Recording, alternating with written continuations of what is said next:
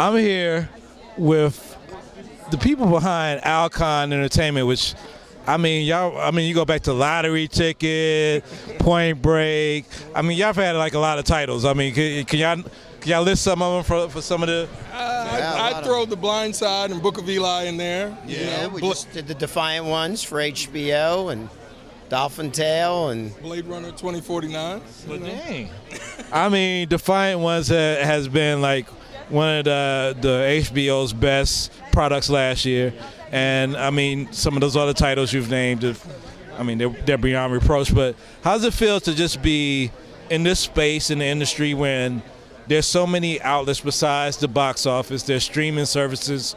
As producers and greenlighters of content, how does that play out for Alcon Entertainment? That's a really good question. It's a great question, and the answer honestly is this. Is the change is good if you embrace it in life, generally speaking. And the environment for content, whether it's short form movies, long form TV, is changing because everyone can consume it whenever they want, wherever they want. And I think the quicker the industry adapts to that, the more opportunities there are for filmmaking for everybody. And so I think on balance, it's a very positive thing. Sometimes change at first is difficult, and then you're like, oh, wait a minute, now I'm better off. I just needed to embrace it. So we're excited about the future. But how do the metrics work out for you guys as EPs when there's no box office number for if it's on Netflix? There's no box office number to compete for, and the exhibitors who do sales for their. Sure. How does that work out for you guys? It's a great question. Well, this is the thing. I think it depends on the particular film.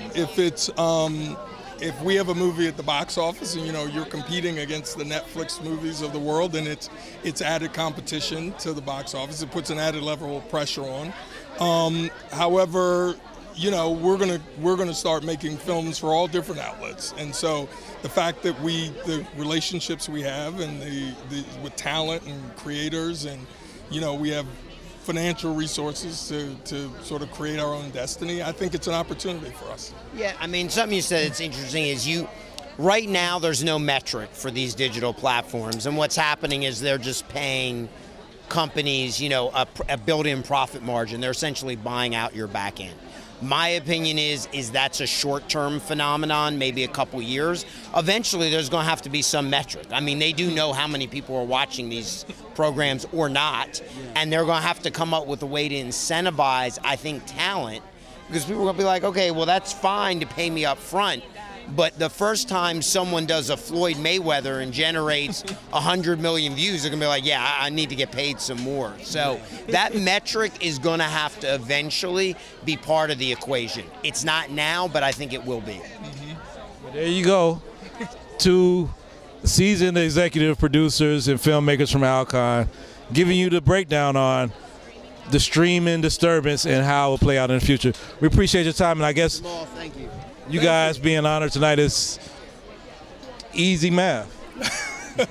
Well, it's an honor because this organization promotes the same values that we promote, and we've tried to, promote diversity and whatnot in our content, and respect and treating people the right way and putting out the right kind of product. So it's all good. And I'm so proud to know that they're going to produce our next film. Somebody pitch a film to you guys. What do you guys like seeing in a pitch? Jamal knows us. You come and email us. Look, here's the honest to God truth. Is the most important thing in pitches is to be organized and say, hey, here's my idea. Let me lay it out for you. There's a beginning, middle, and end. Here are the characters. And I'll tell you, the only lesson I've ever learned making movies that's really mattered is ultimately as a story is about how much you care about the characters. If you care about the characters, doesn't matter how simple it is, it can be very successful. And if you don't care about the characters, it doesn't matter what bells and whistles you put out there, people aren't going to be into it. So for us, it's all about character.